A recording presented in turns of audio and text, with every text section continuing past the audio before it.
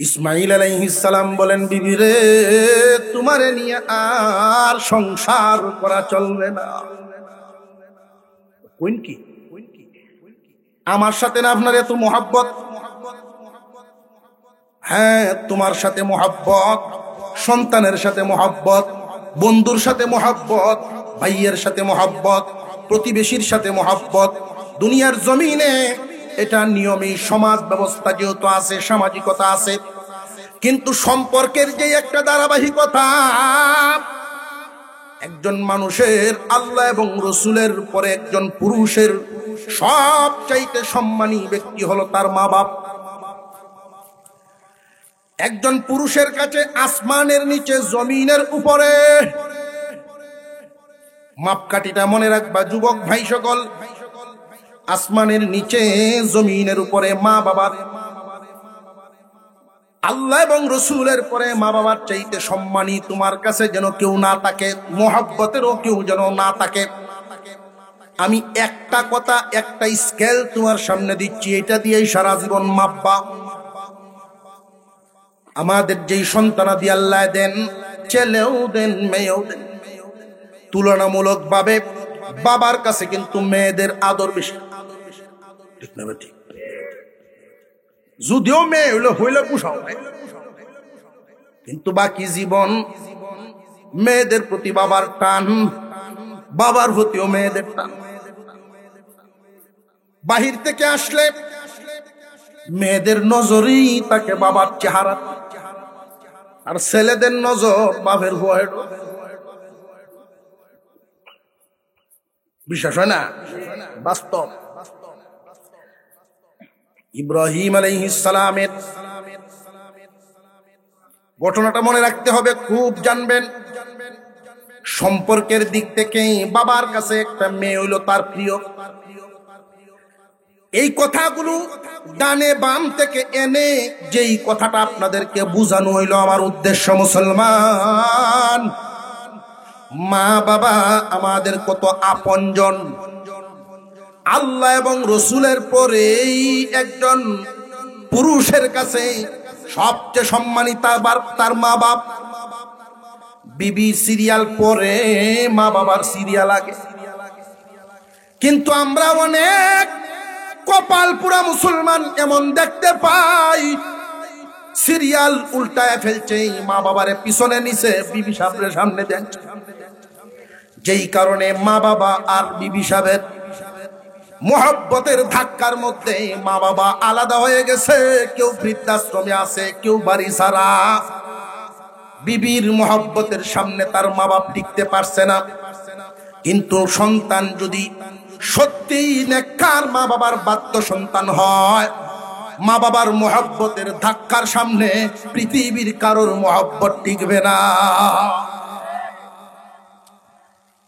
যেই কথাটা বলতেছিলাম, তার মাপকাঠিটা একটা সন্তান, আপনার মেয়ে। একটা আপেল নিয়ে আসলেন বাজার থেকে, ঘরের সামনে আপনার কলিজার টুকরা মেয়েটা বসা, আপনার মাও বসা। আপনার মেয়ে দৌড়ায়া কুলে উঠছে, আব্বা আপেল। দূর থেকে কেয়াল মাসকারাম করে হোক, যেমনি হোক, আপনার মায়ও যদি কথা বইলা ফেলে, ও ভূত এরে দিস না, আমারে দাও। যদিও কেয়াল করিয়া কয়, তুমি তোমার মার হাত নিয়া দিবা। আপেল তোমার তো একটা, চাইছে তো তোমার দুই মা। একজন হইল মেয়ে মা, আর একজন তোমার আসল মা। তোমার মা যখন এই কথাটা বলছে, না খাও, চাইছেন তো কার হাতে দিবা? শরীয়তে বলে তোমার মার হাতে দিবা। আর জোরে কর। মধ্যবয়সী কোনো মানুষ মারা গেছে, মাঝ বয়সী কোনো মানুষ মারা গেছে 40-45-এর কোটায়। ভাগ্যক্রমে এই লোক এমন একজন লোক, আর কথায় বুঝে আমারে ছেড়ে দিবেন। হ্যাঁ, বিবি বদলানো যায়, বাবা বদলানো যায়, ঠিক না বেটি? এর মানে এই না আমি আপনার তালাক দেওয়া শিখাইতে যেতেছি, কালো রোয়ালে উঠে আরম্ভ করি। এর মানে কিন্তু এটা সময় মতে যদি জীবনে 1-2 বার ভূমিকা রাখতেন তাহলে ঠিক হয়ে যেত। বিবি যদি কখনো দেখেন এমন একটা কাজ করে, তার কথায় কাজে আপনার আব্বা আম্মার মনে সামান্য আঘাত, এই আঘাতের বিষয়ে আপনি যখন শক্ত একটা ভূমিকা নিবেন, এই শক্ত ভূমিকায় ছোট কাজটার দ্বারাই সে এই যে ফিরবো জিন্দিগির জন্য সে ঠিক হয়ে যায়। কিন্তু আমরা যে সোনার ময়না বাকি এটা একটু বিহুদ্ধ করা। বিবিরে ভালোবাসার একটা মাপকাঠি আছে, মা বাবারে ভালোবাসার মাপকাঠি আছে, প্রত্যেকেরই হক আদায়ের মাপকাঠি আছে। বিবি সন্তানের কাছে যতটুকু ভালোবাসা পায়, সন্তান বিবির কাছে প্রত্যেকের আলাদা আলাদা। আপনার স্ত্রী সন্তানের ভালোবাসা একরকম মাপকাঠি, মা বাবার ভালোবাসা একরকম মাপকাঠি, বন্ধুদের ভালোবাসার একরকম মাপকাঠি। এইরকম ভাবে সমাজের মানুষদের সাথে মহব্বতের মাপকাঠি আছে। মনে রাখবেন, বেশি পরিমাণ দিলে অপচয় হয়, যেটা কিছু জায়গা বেশি দেওয়া বড় ক্ষতি। বেটা মুরব্বী মানুষ খানা খাইতে বসছে, জিজ্ঞাসা বৌমা গো ফ্রিজও কিছু আছে, 2 কলা? কোনা আব্বা কিছু নাই। হাজি সাহেব মানুষ মুখ খুলেন নাই, কিছুই বলেন নাই, হাত দিয়ে শুধু। ছেলে আর বৌমা যখন খানা খাইতে বসছে, ইনটেক 2-এর পুটলা ফ্রিজ থেকে বের করছে। এখন ছেলে জিজ্ঞাসা করে, আব্বা তো শুনছিলাম চাইছিলেন, দেও নাই কোনো? তখন এই 2-এর পুটলাটা আমার চাচাই আনছিন কালকে, বুঝলাম তোমার চাচাই আনছিন, আমি আনি নাই, গড়ে তো ছিল। এখন বিবি বুদ্ধি করে কথা কয়, যখন স্বামী ধরে ফেলছে তখন বুদ্ধি করে কথা কয়। ছোটবেলার থেকেই বগুড়ার দই আমার বড় শখের জিনিস, আমার চাচাই শখের দইটা আনছেন, আমি আমার প্রিয় শখের মানুষটারে আগে খাওয়াই, মুয়ের উপরে অন্যরা। এই কথা 80 যুবক মুমের মতো গেন্নিয়া গল্লিয়া কইছে কি তারে, আর আজ তো কোনো বউয়ের এই ভালোবাসা ডুববে। কিন্তু এই যুবক বলেন, চুপ করো, তুমি ভাবলা কেমনে? আমার বাবা যেই দই খাইতে পারেন না, এটা আমি খাইবো, তুমি কেমনে ভাবলা? আমার কাছ থেকে আবার 2টা কথা শুনো তুমি। আগামীকাল থেকে এই বাবার বাড়িতে থাকা হবে না, বাসা ভাড়া নিয়ে থাকতে হবে। তখন বুঝবা বাবার কামানো সম্পদ, বাড়িঘরের দাম কত।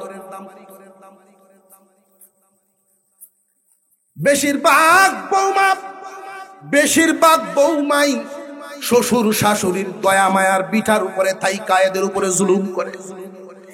আরো জোরে কোন? জানিয়ে রাখবেন মা, জানিয়ে রাখবেন বোন, শ্বশুর শাশুড়ি হিসাবে যতটুকু মহব্বত করবেন, অন্তত এই কথাটা মনে রাখবেন যে তারা বুড়া বুড়ি মুরব্বী। আল্লাহর পয়গম্বর হাদিসের মধ্যে বলেন, মান লাম ইয়ারহাম সগীরানা ওয়া লাম ইউকির কাবীরানা ফালাইসা মিন্না। যে ছোটকে স্নেহ করে না, বড়কে সম্মান করে না, মুরব্বীরে মুরব্বীর জায়গায় রাখে না, আমার দলের ভুক্ত না। সে আমার উম্মত এমন হতে পারে। বউ সুজা হচ্ছে এই কথা, বুঝছে যে ফেসলে এমনি 8টা দইয়া বাপের রুমকে ঢুকছে, শ্বশুরের ভাওগে আব্বা বড় এক ভুল করেছে, আল্লাহর রাস্তায় মাফ করায়। আর জিন্দিগিতে কি তো হইছে মাত্র বালা তুই এলাম, ফুতের চোখ পানিতে টলমল করতেছে। আমি দই থই আপনারে দিছি না, ভাবছিলাম রাত্রে দেব। আপনার ছেলে তো খুব রাগ করে ফেলছেন। এমনি ছেলের বাপে গাইলে এই যে গালিটি কিন্তু ভিতর ফাটতাছে দোয়ায়। সন্তানের প্রতি এত খুশি আমার ফুট আমার টান কি পরিমাণ তার ভিতরে। উপর দিয়া বলতেছে পাগলামি কেল্লাগিন করস, বৌমারে ঝগড়া করিস না, ঠিক আছে মায়া যাও। ভিতর থেকে সন্তানের জন্য যেই দোয়াটা বের হয়েছে এটা আসমানও গিয়ে ধাক্কা লাগছে। এমন একটা সময় আমাদের দেশে ছিল, আমরা যখন ছোট ছিলাম স্কুলে যাইতাম, যেখানে স্কুল ছিল স্কুলের চালের অবস্থা ছিল খাটের পুরোনা,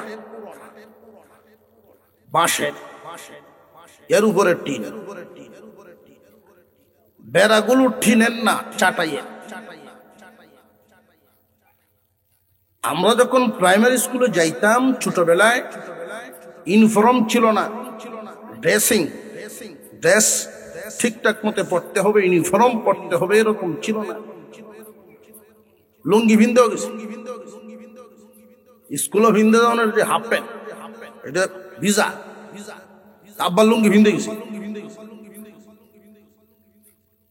জুতা শু তো দূরের কথা, কোনদিন জুতা ছিল কোনদিন জুতা নাই।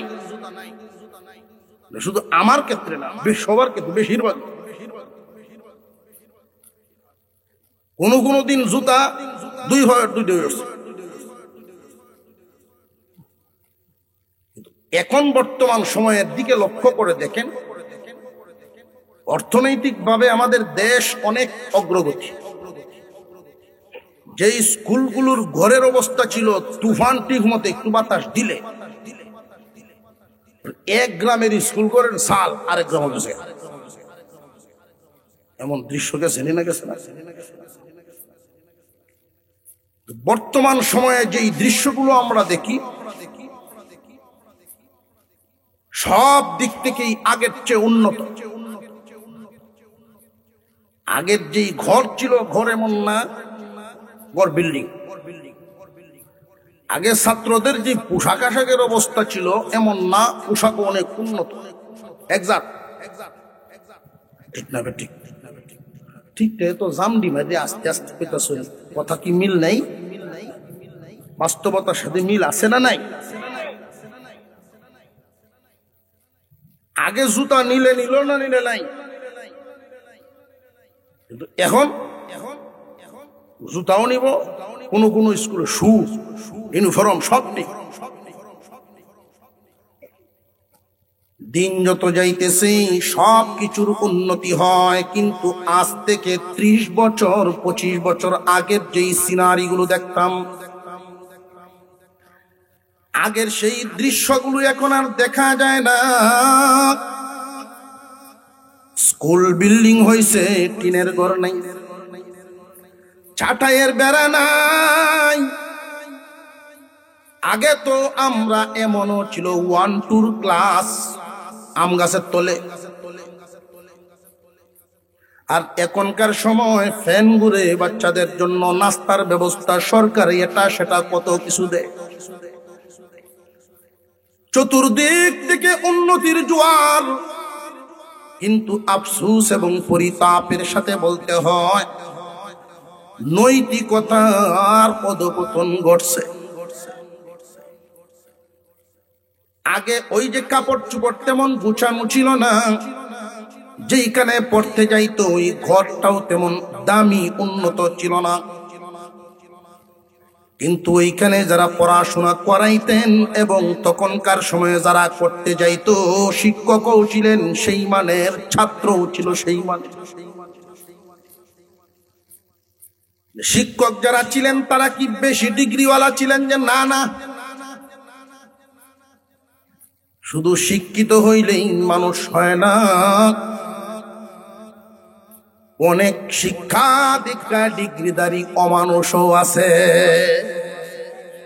তাহলে মনুষ্যত্বের একটা বিষয়, মূল ব্যাপার হলো আমাদের শিক্ষকগণের ডিগ্রি কি পরিমাণ ছিল এটা মাপ কাটিয়ে দিচ্ছি না, দিচ্ছি আমাদের শিক্ষকগণের মন মানসিকতা কেমন ছিল।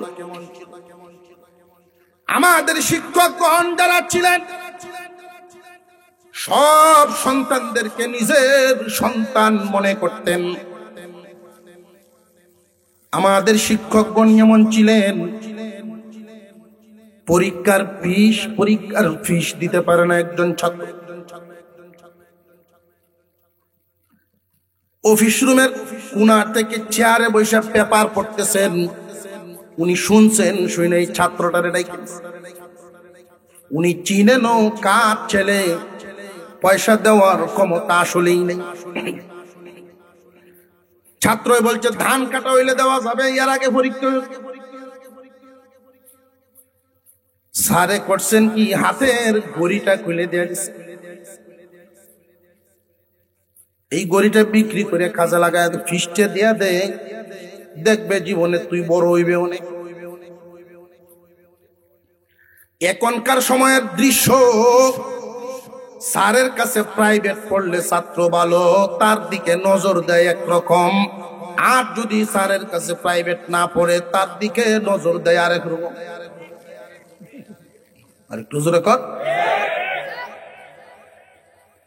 এই যে মূল বিষয়টা মানসিকতা, আমাদের মানসিকতার অধঃপতন হয়ে গেছে। আগের যেই শিক্ষকগণ ছিলেন, মন ছিল অনেক বড়, দুনিয়ায় অনেক বেশি কিছু করতে হবে এমন স্বপ্ন তাদের ছিল না, কারণ তখনকার সময়ে তাদের বেতনও ছিল 600, 1000। বেতনের আশায় তারা এই চাকরি নিয়ে দৌড়াদৌড়ি করত না, শিক্ষা ব্যবস্থার সাথে লেগে থাকাই ছিল তাদের উদ্দেশ্য। এখনকার সময়ের অবস্থাটা ভিন্ন। তখনকার সময়ের মানসিকতা আর এখনকার মানসিকতা এই জন্যই লক্ষ্য করে দেখবেন, আমরা তো হুজুর হইছি, বয়স পর্দাউর্দি হয়ে গেছে। এখনো যদি যে কয়েকজন শিক্ষক আমাদের বেঁচে আছেন, উহাদেরকে যদি রাস্তায় দেখি, মোটর সাইকেলে আর থাকি না, গাড়ি সাইড করে দাঁড়ায় আছে। এই বুড়া বয়সে আইসা ছাত্রের এই সম্মান যখন ওনারা দেখেন, ছাত্র এই অনার করে, শিক্ষকের মন ভরে যায়। শিক্ষক হিসাবে ওনার নিজের গর্বিত মনে হয় তখন, যে আমি যে একজন শিক্ষক, মনটা ওনার ভালো হয় যে আমি শিক্ষক ছিলাম, আমার ছাত্র বলে আমার এই সম্মান দিল। উনি যে মন খুশি হইল, মন খুশি হওয়ার কারণে মন থেকে একটা দোয়া দিল, এই দোয়াটাই ছাত্রের জন্য কামিয়াবির সিঁড়ি। বুঝে আসতেছে আপনাদের? বিল্ডিং হইতেছে ঠিক, পোশাক পরিবর্তন হয়ে গেছে, গাছের তলে আর ক্লাস করা লাগে না, সব ব্যবস্থা উন্নত, কিন্তু মানসিকতার অধঃপতন হয়ে গেছে। এখনকার শিক্ষক আর ছাত্রের যেই সম্পর্ক আগের দিনের মতো নাই, আগের দিনের মতো আদব কায়দা নাই। শিক্ষকগণের মধ্যেই সামান্য কিছু কমতি থাকলেও ছাত্রদের তো একবারে সারে সর্বনাশ। একটা ছাত্রের মধ্যে যেই কোয়ালিটি থাকার কথা, একজন ছাত্র তার যেই গুণগুলো থাকবে, আমাদের মাদ্রাসার লাইনে যারা পড়াশোনা করেন, আমাদের হুজুরগণ শিখায় দেন এই গুণগুলো, এই গুণগুলো তোমার মধ্যে রাখবা, আল্লাহ তোমার কামিয়াব করে দিবে। ছাত্র ছাত্রের মতোই থাকা লাগে, কিন্তু সর্বনাশটা হলো এই জায়গায়। 6, 7, 8 পর্যন্ত যখন চলিয়া যায়, প্রাইমারি পর্যন্ত মোটামুটি কথা শুনে, মুরগির বাচ্চার মতো শুনে কিছু, কিন্তু যেই মাত্র হাই স্কুলে চলে যায়, এই বাচ্চারা মাত্র 12-14 বছর বয়স, এদের ভিতরে দেখবেন কিশোর একটা বাপ কিশোরদের একটা দল তৈরি করে, তারা পার্টি। এদের ভিতরে আবার নেতৃত্ব শিখানোর জন্য আমাদের মাতাওয়ালারা এদেরকে রাজনীতি শিখানি শুরু করছে। হাই স্কুল লেভেল পর্যন্ত রাজনীতি ঢুকায় দিল। মানুষ তারা হইব কখন? কলেজ পর্যন্ত ছিল। মনটারে বানাইছিলাম যে ভার্সিটিতে থাকার দরকার ছিল, আমাদের মফস্বলের কলেজগুলোতে না আনতো। অধপতনের নৈতিক অধপতনের যত কারণ, এর মধ্যে একটা হইল এই নোংরা রাজনীতি। আর একটু জোরে কর। এই নোংরা রাজনীতির কারণে ছাত্রলীগ বলেন, ছাত্রদল বলেন, কলেজ ভার্সিটি গুলোতে গিয়ে অর্ধেকের বেশি পোলাপান এই অস্ত্রের জঞ্জাননেতে মাতিয়া যায়। মা বাবার গড়া সেই লক্ষ্য স্বপ্ন মাটির সাথে মিশে যায়। মা বাবা তো তোমার হাতে কলম দেখতে চেয়েছিলেন, অস্ত্র দেখতে নন। জবানে হয়তো তুমি উত্তর দিবা, এই যে বর্তমান জামানায় কলমওয়ালার চাইতে অস্ত্রওয়ালার দাম। এমন একটা জামানা পার করতেছি, কলমওয়ালার চাইতে মনে করি অস্ত্রওয়ালার দাম বেশি। তবে জানিয়া রাখবেন, অন্যায় বস্তুটা দেখতে যতই শক্তিশালী মনে হয় না কেন, খারাপ জিনিসটা দেখতে যতই সুন্দর হয় না কেন, বেশি দিন টিকবার নয়, ধ্বংস অনিবার্য।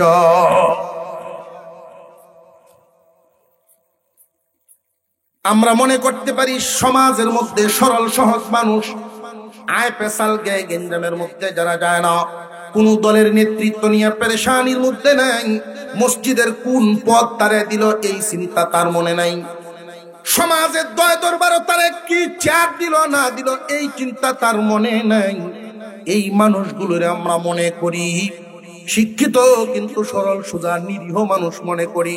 জানিয়া রাখবেন, এই জমিনের মধ্যে অহংকারী যারা ধ্বংস হয় তারা, নিরীহ জীবন যাপন করে যারা সফল মানুষ হয় তারা।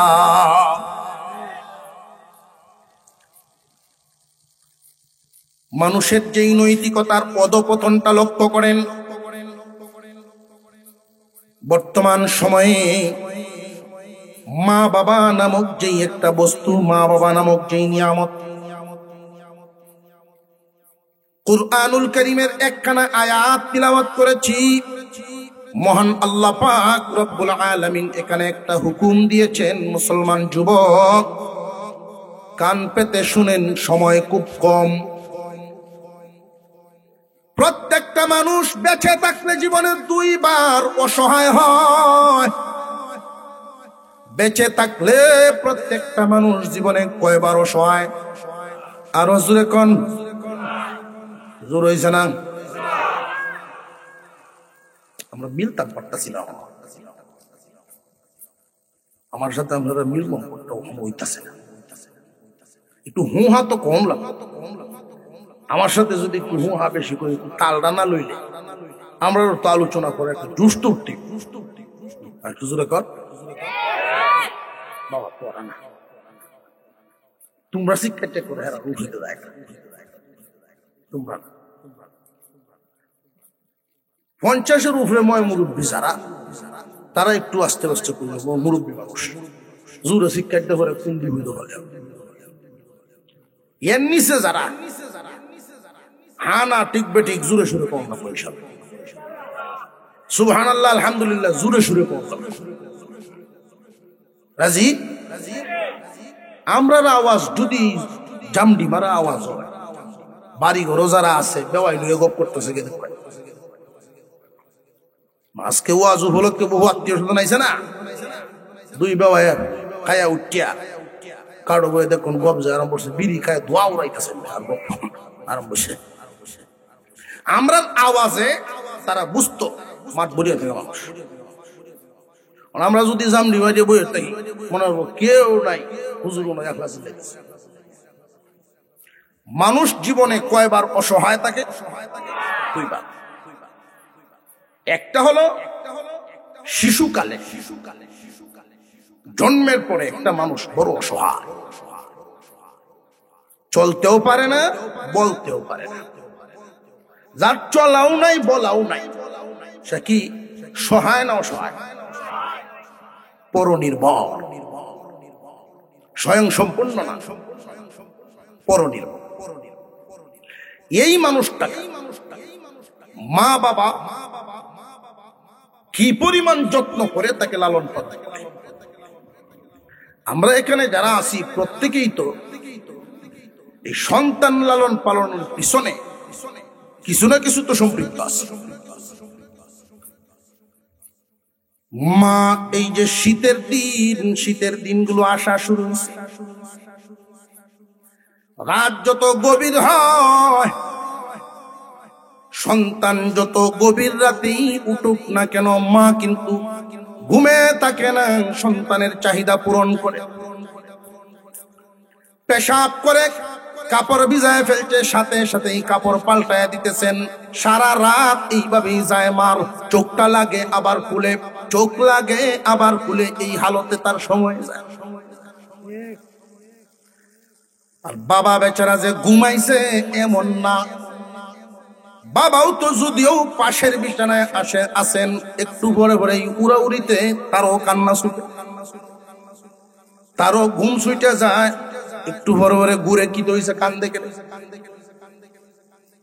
এই যে তিল তিল করে বাচ্চাকে মানুষ করলো, তোমার অসহায়ত্ব দূর করলো, এই মা বাবার কিছু পাওনা দাওনা আছে না নাই? একবার মানুষ অসহায় হয় শিশুকালে, আর একবার অসহায় হয় মানুষ বাইচা থাকলে বৃদ্ধকালে। যখন মানুষের কর্ম নাই, চাকরি নাই, ইনকাম নাই, চলাফেরা নাই, বুড়া হয়ে গেছেন, বৃদ্ধ হয়ে গেছে, মন কিন্তু রয়ে গেছে। বুড়া হইলেও মন আছে না?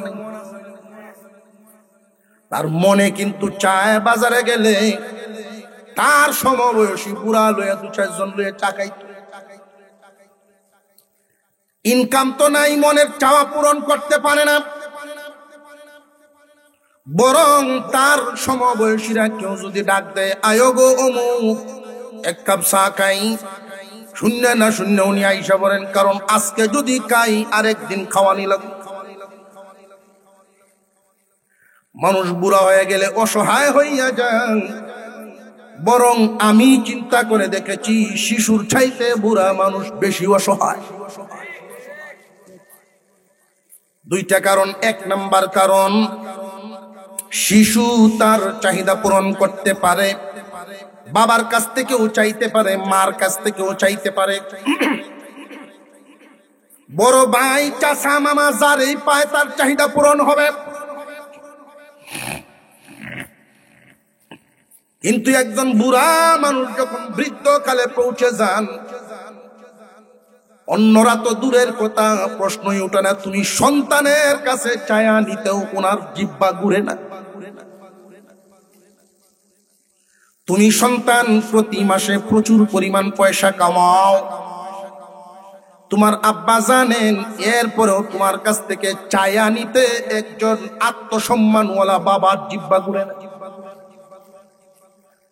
এই জন্য উচিত হলো আমাদের, আমরা যখন শিশু ছিলাম, আমরা আমাদের মা বাবার সেবা যত্ন পাইছি না পাইছি না? কয়েকজনে পাইছে, পাইছিনি? কারা কারা মা বাবার সেবা যত্ন পাইছেন একটু হাত তুলেন দেখে। গরম না হইল না রাইতে, মা বাবার সেবা যত্ন আমরা পাইছি, পাইয়া বড় হইলাম। যেই মা বাবা আমাদেরকে অসহায়ত্ব দূর করে সহায় করেছেন, এখন সেই মা বাবা অসহায়। আল্লাহ পাক রব্বুল আলামিন কুরআনুল কারীমের ভিতরে হুকুম করেন, আদেশ করেছেন, এটা ফরজ। খুব ভালো করে বুঝবেন, খুব ভালো করে বুঝবেন রে যুবক। বর্তমান সময়ে 100 পরিবারে যদি মা বাবা জিন্দা থাকেন, 5টা পরিবার পাওয়া বড় দুষ্কর হবে যেগুলোতে মা বাবার দেখাশোনা, মা বাবার হক আদায় হয়। বেশিরভাগ মা বাবাই চোখের পানি নিজে নিজে গোপনে গোপনে মোছেন। সন্তানের ব্যাপারে কারোর কাছে গিয়ে নালিশ দিলে নিজের ভাল লাগে, সন্তানের বিরুদ্ধে কারোর কাছে নালিশ দিবার মন চায় না। কিন্তু সন্তানের আচার আচরণ ব্যবহার মনে মানতে চায় না। মুসলমান ইমানদার ভাইয়েরা আমার, আল্লাহ পাক রব্বুল আলামিন বলেন ওয়াবিল ওয়ালিদাইনি ইহসানা।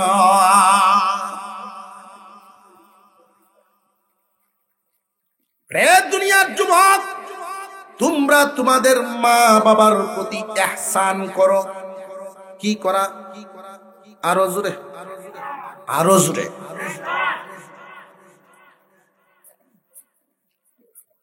মা বাবার প্রতি ইহসান করো।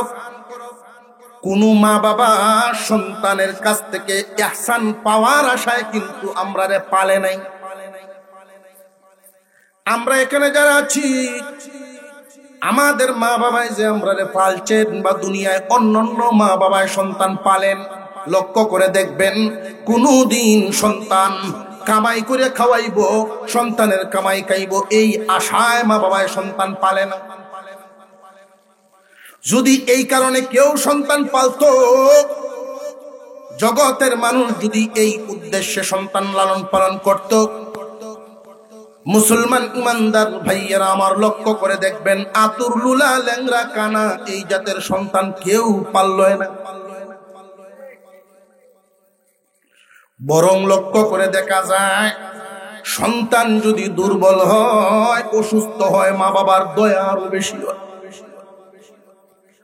তুমি সন্তানকে এখন বড় করেছেন, তুমি তাদের প্রতি ইহসান করো। তারা আগের মতো নাই, আগের মতো নাই, আগের চলাফেরা নাই, আগের বুদ্ধিমত্তা নাই, আগের ইনকাম নাই, আগের গতি নাই। তোমার আব্বা মা শিশুর চাইতেও অসহায়, শিশুর চাইতেও অসহায়ের আরেকটা কারণ আছে। একটা হলো চাহিদা পূরণের দিক। শিশু তার চাহিদা সহজে পূরণ করতে পারে, যেটা একজন বুড়া বুড়ি পালন করতে পারে না।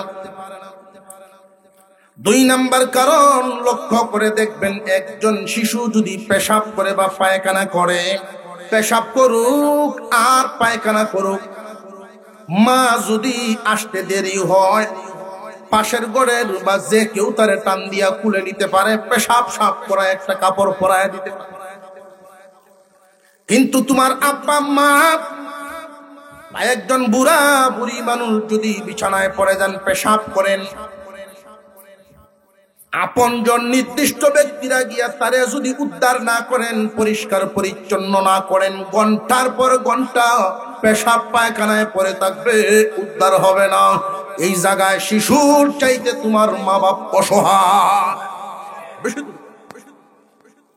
এই জন্য আল্লাহ বলে ওয়াবিল ওয়ালিদানা। রে দুনিয়াবাসী, যুবকরা, সংসারী মানুষ হইছো, সংসার তোমার হাতে আইছে। এমত অবস্থায় তোমার মা বাবার প্রতি খেয়াল করো, মা বাবার প্রতি ইহসান করো। যদি প্রশ্ন করি যে হুজুর ইহসান করব কখন, আল্লাহ যে আদেশ দিলেন মা বাবার প্রতি ইহসান করো, এটা করব কখন? আল্লাহ পাক রব্বুল আলামিন নিজেই বলে দিয়েছেন কখন। ইম্মা ইয়াবলুগান্না ইনদাকাল কিবারা আহাদুহুমা আও কিলাহুমা। রে যুবক,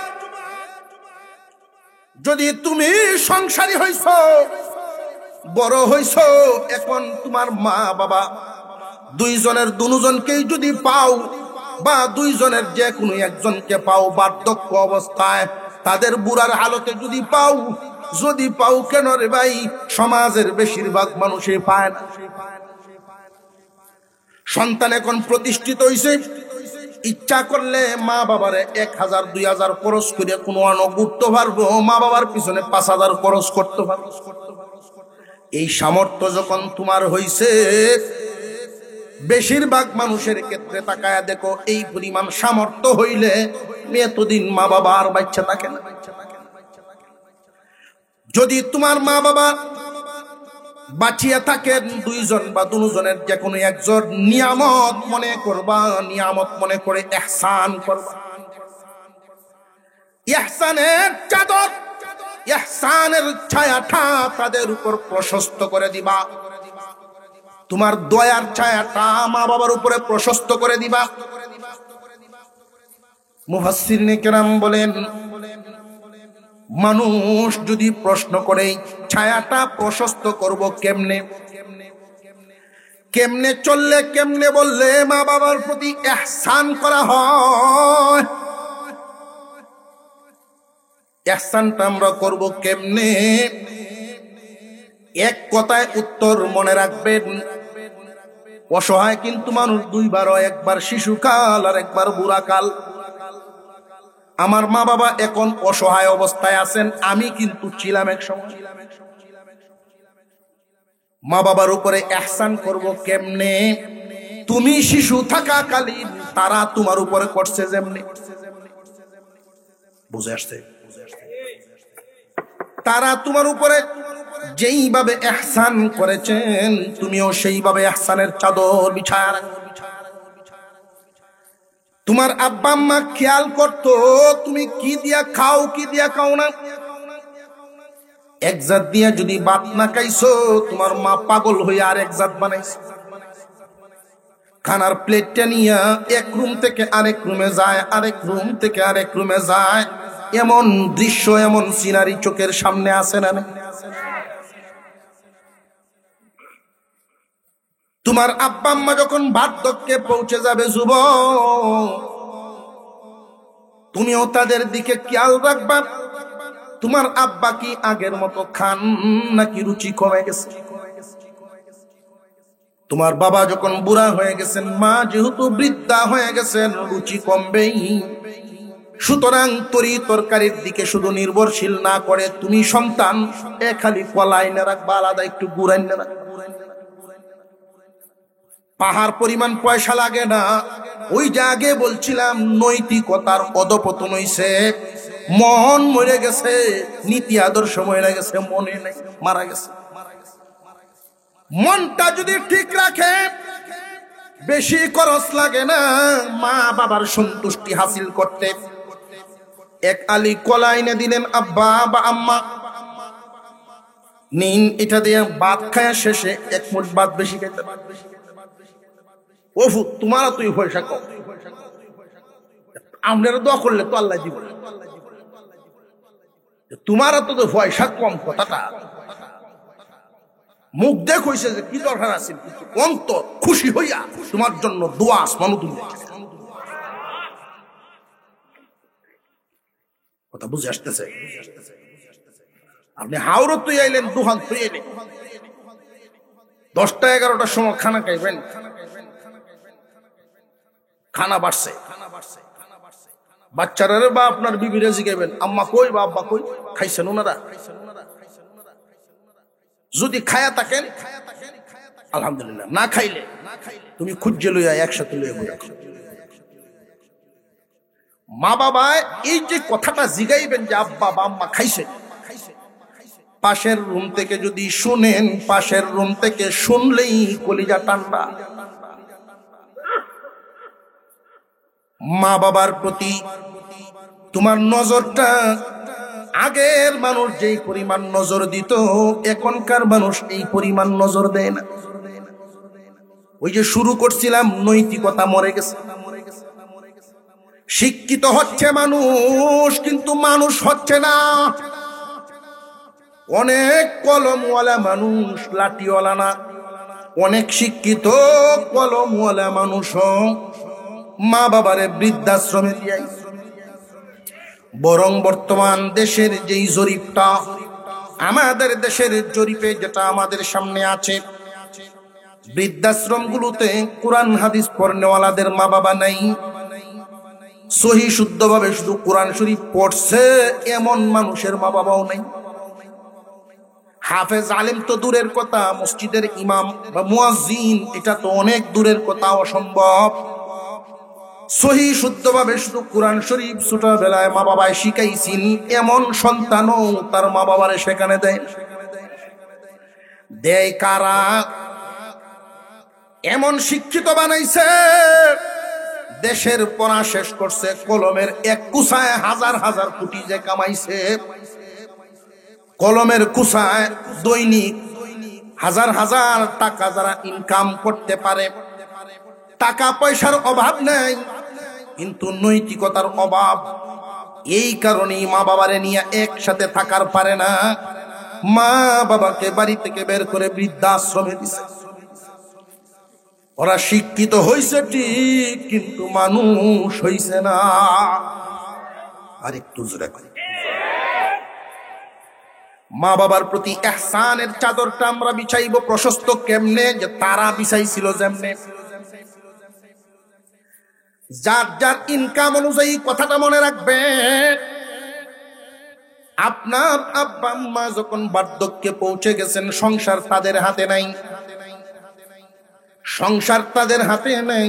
আমরা তো অনেক সময় মনে করি, যুবক আপনি ব্যবসায়ী বা গৃহস্থী হন না কেন, আমরা যে মনে করি আব্বা আম্মার অতিরিক্ত পয়সা বা হাত খরচের কি দরকার, এইগুলোর দিকে যে আমরা খেয়াল করি না। মা বাবার তো ইনকাম নাই, কিন্তু খরচ করার মন কিন্তু রয়ে গেছে। তোমার আব্বা মসজিদে যখন বুড়া মানুষ নামাজ পড়তে যান, মসজিদের দান বাক্স সামনে আসলে মনে চায় 5টা টাকা দেওয়ার জন্য, পয়সা নেই। তোমার আব্বা বাজারে গেলে মনে চায় 10 টাকার বিস্কুট আনার জন্য, কারণ বাজার থেকে আইলেই নাতিরা দৌড়ায় গিয়ে ধরে, দাদা কি খাচ্ছো। তোমার সামর্থ্য অনুযায়ী মার হাতে কিছু পয়সা, বাবার হাতে কিছু পয়সা আলাদা দিয়া রাখবা, এটা সংসারের হিসাবের বাইরে। যা পারেন প্রতি মাসের শুরুতে এমন ভাবে একটা তারিখ নির্ধারণ করে রাখবেন, বাবার মনেও যেন ওই রিটায়ার্ড পারসন ব্যক্তিদের মতো একটা আশা জাগা থাকে। আমি চাকরি করি নাই জীবনে, কিন্তু এমন একটা ফুত আল্লাহ আমারে দিছে, মাস যাইতেই আমার ফুত আমারে দিব। বুঝে আসতেছে আপনাদের? এই যে 200-500 টাকা দিলেন, এর দ্বারা আপনি গরিব হবেন না, সম্পদ দেওয়ার মালিককে। মা বাবার বাধ্য সন্তান, মা বাবার অবাধ্য সন্তান, যেই সন্তানের আচার আচরণে এই যে ছোট ছোট কাজগুলো বলতেছি, কাজগুলোর মাধ্যমে মা বাবার মন খুশি হয়। মা বাবার মন যেই সন্তানের উপরে খুশি থাকবে, এই সন্তানই মা বাবার বাধ্য সন্তান। মা বাবার বাধ্য সন্তানের প্রতি মা বাপ খুশি, তো আল্লাহ খুশি। সুবহানাল্লাহ কোন, আরো জোরে কোন সুবহানাল্লাহ। মা বাপ যার প্রতি অসন্তুষ্ট হন, আল্লাহ তার প্রতি অসন্তুষ্ট। জানিয়ে রাখবেন, মা বাবার সন্তুষ্টি আল্লাহর সন্তুষ্টি, মা বাবার অসন্তুষ্টি আল্লাহর অসন্তুষ্টি। যার প্রতি মা বাবা সন্তুষ্ট হন, আল্লাহ যেহেতু সন্তুষ্ট, ওই মানুষটারে অর্থাৎ মা বাবার বাধ্য সন্তানকে আল্লাহ কয়েকটা পুরস্কার দিবেন, কয়েকটা পুরস্কার দিবেন। কিছু দিবেন দুনিয়া, এরপরে আখিরাত। দুনিয়ার জমিনের যেই পুরস্কারগুলো, রে যুবক মনোযোগ দিয়া শুনবেন, মনোযোগ দিয়া শুনবেন। 1 নাম্বার পুরস্কার হলো আল্লাহ রব্বুল আলামিন তার রুজি রোজগারে এমন বরকত দিবেন, কামাই রুজি মাসে যতই হোক, কম হোক আর বেশি হোক, আল্লাহ পাক বরকত দিলে দিবেন, যেই কারণে কামাই কম হোক আর বেশি হোক, তার জীবন যাপন পেরেশান মুক্ত থাকবে। আল্লাহ তার পেরেশানি দিবেন না, শান্তির জীবন। পক্ষান্তরে মা বাবার অবাধ্য সন্তান সুদ খায়, ঘুষ খায়, ডাইনে বামে ভেস লাগায়, যে কোনো ভাবেই মাসে যদি 5 লাখ ইনকাম করে, ওই মানুষটার পেরেশানি দূর হবে না, কারণ আল্লাহর দেওয়া বরকত নাই। 2 নাম্বার নিয়ামত, মা বাবার বাধ্য সন্তানকে আল্লাহ দুনিয়াতে দিবেন। তার যেই সন্তানগুলো, ওই সন্তানগুলো মানুষের মতো, আর মা বাবার অবাধ্য সন্তান যদি হয়, যতই চেষ্টা করুক, তার নিজের সন্তানরা মানুষ হইত না। মনে মনে হয়তো প্রশ্ন করতে পারেন, হুজুর বাস্তবের সাথে তো মিলতাছে না। কি মিলে না?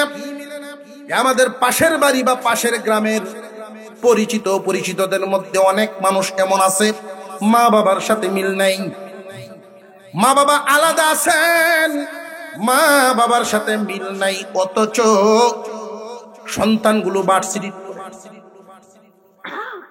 হুজুর বললেন মানুষ হইতো না তাহলে পরে কেমনে? আমি আগেই বলছি, শিক্ষিত হওয়া এক জিনিস, মানুষ হওয়া আরেক জিনিস। যতই শিক্ষিত বানাও, তুমি তোমার মা বাবার দোয়া না রাখতে পারলে, জানিয়ে রাখো আমি একটা ভবিষ্যৎবাণী দেই, যুগ যুগ ধরে যেটা মানুষ পেয়ে আসতেছে, তুমি তোমার মা বাবার সাথে আচরণ করবা যেমন, তুমিও তোমার সন্তান থেকে পাইবা তেমন। তুমি যদি তোমার সন্তান থেকে ভালো পাইতে চাও, তাহলে তুমি তোমার মা বাবার সাথে ভালো। মা বাবা যদি খুশি হন, সন্তানগুলো মানুষ হয়। 1 নম্বরে রিজিকে বরকত, পেরেশানি নাই। 2 নম্বরে সন্তানাদি মানুষ হবে, অসম্মানী নাই। সন্তান যদি মানুষ হয়, বড় শিক্ষিত নাও, কিন্তু সমাজে সম্মান থাকবে।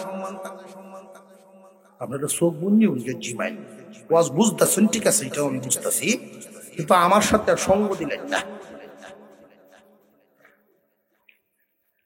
1 নাম্বার রিজিকে বরকত, 2 নাম্বার সন্তান মনুষ্যত্ব হবে।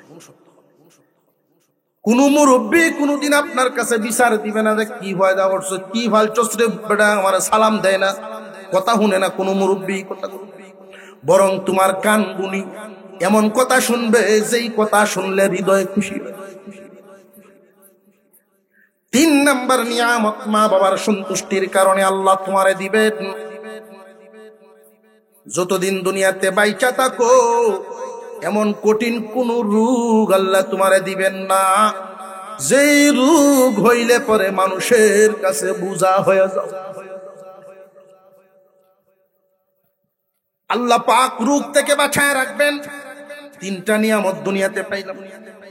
রিজিকে বরকত, কামাই রুজি দিনে রাইতে মিলায়া করণ লাগবে এমন না, তুমি হালাল তরিকায় রাইকা যা পারো এটা দিয়ে আল্লাহ তোমারে সুন্দরে চালাইবো, অভাব হবে না। 2 নাম্বার তোমার সন্তান গুলো মানুষ হবে। 3 নাম্বার সুস্থ একটা হায়াত পাবে। 4 নাম্বার মা বাবার বাধ্য সন্তান দুনিয়ার জমিন থেকে যখন বিদায় হবে, আল্লাহ রাব্বুল আলামিন তার প্রতি খুশি আছেন বলে তারে জান্নাতের দরজা খুইলা রাখবেন। মা বাবার সন্তুষ্টিতে আল্লাহ সন্তুষ্ট, আর মা বাবার সন্তুষ্টির উসিলায় আল্লাহ মার নামে একটা, বাবার নামে একটা, জান্নাতের 2টা দরজা খুলে রাখবে।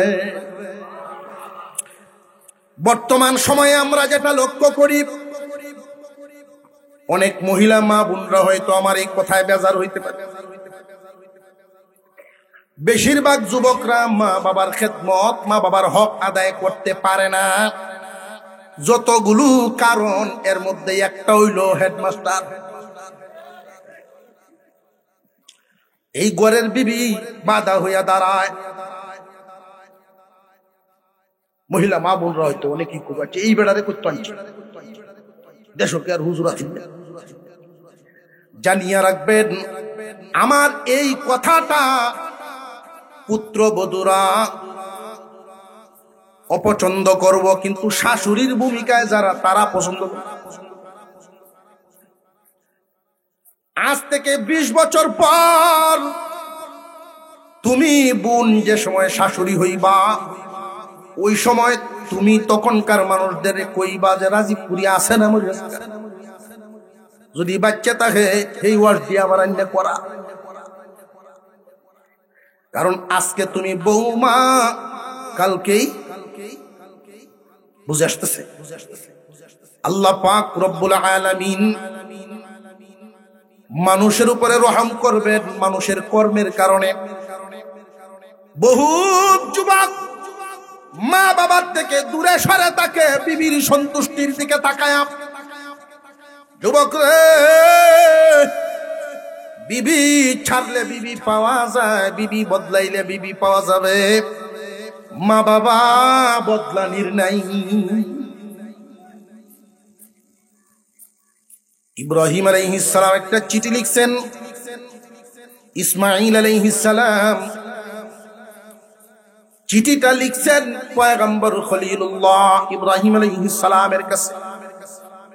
কারণ বাপ পুত থাকেন দুইজন দুই জায়গায়। ইসমাঈল আলাইহিস সালাম থাকেন মক্কা নগরী, ইব্রাহিম আলাইহিস সালাম থাকেন সিরিয়ায়। চিঠি পাঠাইছেন, কি চিঠি? আব্বাজান বিবাহ করেছি, বিবাহ করছি, আসেন আপনার বৌমা দেখা যান, দোয়া করিয়া দিয়া। ইব্রাহিম আলাইহিস সালাম চিঠি পাইয়া উনি মক্কা নগরীতে আসলেন। কিন্তু যেই দিন আসছেন ইসমাঈল আলাইহিস সালামের বাড়িতে, আগে তো আর মোবাইলের এত যোগাযোগের এত সুব্যবস্থা ছিল না।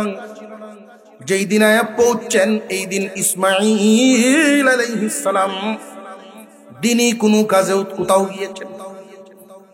ইব্রাহিম আলাইহিস সালাম আয়েশা বাড়ির সামনে ডাক দিলেন, ইসমাঈল। বাড়ির ভিতর থেকে খুব কড়া আওয়াজ। মহিলাদেরকে ভালো মন্দ সার্টিফিকেট দেওয়ার কিছু আলামত আছে। কোন মহিলা ভালো, কোন মহিলা মন্দ, উম্মতের জন্য কোন ধরনের নারী নিয়ামত আর কোন ধরনের নারী কিয়ামত, কোন ধরনের নারী রহমত আর কোন ধরনের নারী জহমত,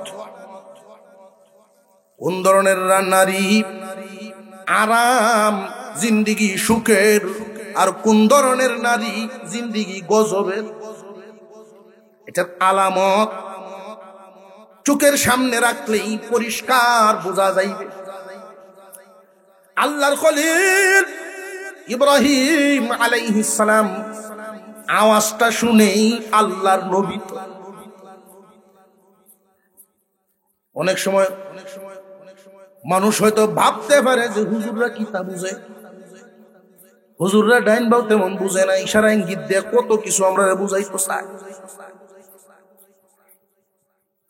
ইব্রাহিম আলাইহিস সালাম বুঝে ফেলেছেন যে আওয়াজটা ভালো না। একজন নেককার মহিলা উঁচা আওয়াজে কথা বলে, বদকার নারীরা উঁচা আওয়াজে কথা বলে, নেককাররা না। ইব্রাহিম আলাইহিস সালাম জিজ্ঞাসা করেছেন ইসমাঈল আলাইহিস সালামের কথা, ইসমাঈল কখন আসবে? জানি না কোন সময় আইবে। তোমরা কেমন আছো গো মা? আমরা তেমন বালা না কোন রকম। তাহলে এই মহিলার অন্তরে সবরি আছেন। আরো জোরে কন। আপনারা হুসুন এমন এক হুজুরের হালাত।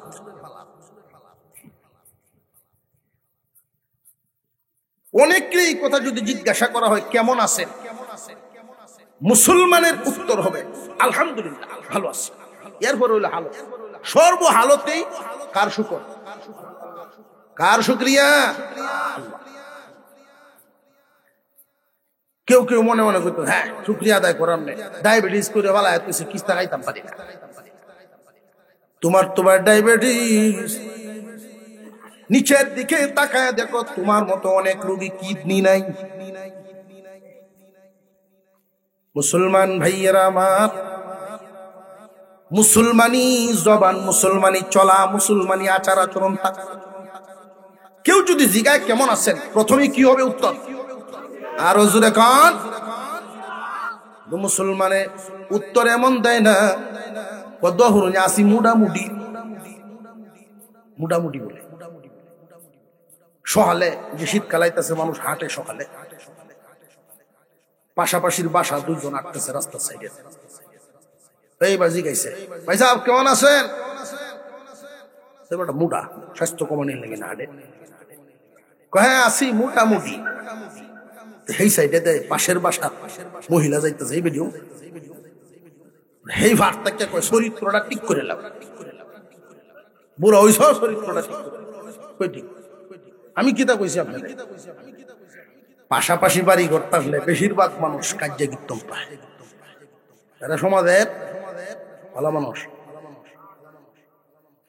আমি প্রায় সময় কোনো এলাকায় যদি দেখি যে এই পাড়াটা খুব সোজা পাড়ার রাস্তাটা খুব সোজা উঠানগুলো লাগ রাস্তাগুলো সোজাসুজি তখন একটা জরিপ করি এই এলাকার মানুষটি সাদা সিধাই আছে মিলমহব্বত আছে বোঝা যায় আর নইলে দেখবেন বাইরে বাইরে বেড়া বাইরস রাস্তা আটকাইব শহরহাট তো রাস্তা করাতে বিরাট বিপদ কেতে রাইলে ঘুরিয়ে ঘুরিয়ে নিতে নিতে বিরাট আর বাড়ি ঘরের কোনো মিল নেই মনের মিল নাই বাড়ির মিল থাকবে এমন হয় চরিত্রটা ঠিক করে নাও আমারে দেখকে তুমি কইছো মুডামুডি আমি বুঝি না তুমি নিজের কমুডা আর আমি মুডি কইতা সময় বড় বাচ্চা কো এই যে তওবা হলো আর জিন্দেগিতে এই কথা আলহামদুলিল্লাহ রে বালা এই মুডামুডি কইলে কোন দিন কোন বিপদ হরণ ঠিক নাই কিন্তু কইলাম কেউ যদি জিগায় কেমন আছেন হালত কেমন আলহামদুলিল্লাহ মনে থাকবো ইনশাআল্লাহ ইব্রাহিম আলাইহিস সালাম বুঝে ফেলেছেন মহিলা নেককার মাগো ইসমাইল বাড়িতে আসলে কয়ো সিরিয়ার একজন বুড়া মানুষ আইছিল ইসমাইল আলাইহিস সালাম বাড়িতে এসে শুনছেন অবাক হয়ে গেছেন মনে মনে বড় আফসোস করতেছেন আমার বাবা আইসা গেল বাড়ির ভিতরে আইলেন না বাড়ির ভিতরে আনলা না তুমি সিরিয়ার থেকে একজন মুরব্বী আইছেন আমি কি জান নিয়ে বই রইছি নি তোমার কি লাগে উত্তর দিতে রবে নেককার আর বদকারের বাসায় বোঝা যাবে চলায় বোঝা যাবে উপকারী উম্মতের জন্য নিয়ামত যে সমস্ত নারীরা তাদের কথায় স্বামীর অন্তরে শান্তি হবে জবাবে শান্তি আর যারা ফিতনাবাজ নারী আল্লাহর রাসূল বলেন আমার উম্মতের জন্য নারী ফিতনার চাইতে বড় কোনো ফিতনা রেখেছেন কথা শুনলেই দিল ঠান্ডা আমি তো জানি না উনি আপনার কি লাগে যাই হোক বাড়িতে আনলা না বুঝলাম আমার আব্বা কোনো কিছু বইলা গেছে নি আমার জন্য কোনো আদেশ হ্যাঁ যাওয়ার সময় একটা কথা বইলা গেছে ঘরের সাথে চৌকাটের দরজার সাথে চৌকাট মিলছে না এটা পাল্টাইতেন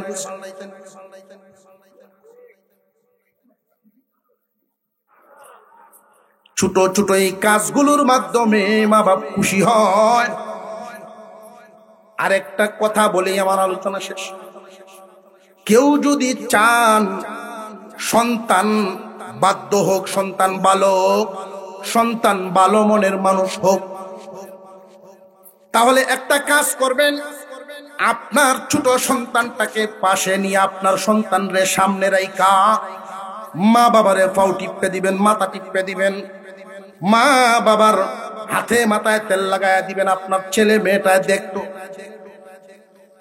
এই ছোট বাচ্চাটা দেখবে আর সে বুঝবে বড় হইলে মনে হবে আমার আব্বা আম্মাও যেদিন বুড়া বুড়ি হবে এই কাম আমারও বুঝে আসতেছে আর তুমি যদি তোমার সন্তানের সামনে তোমার মা বাবার সাথে বেয়াদবিপূর্ণ কথা বলো উচ্চ বাচ্চায় কথা বলো তুচ্ছ তাচ্ছিল্যপূর্ণ শব্দ বেশিরভাগ সময় দেখা যায় অনেক যুবক খামখেয়ালি করিয়াও মা বাপরে ধমক মারে কিতা বুঝো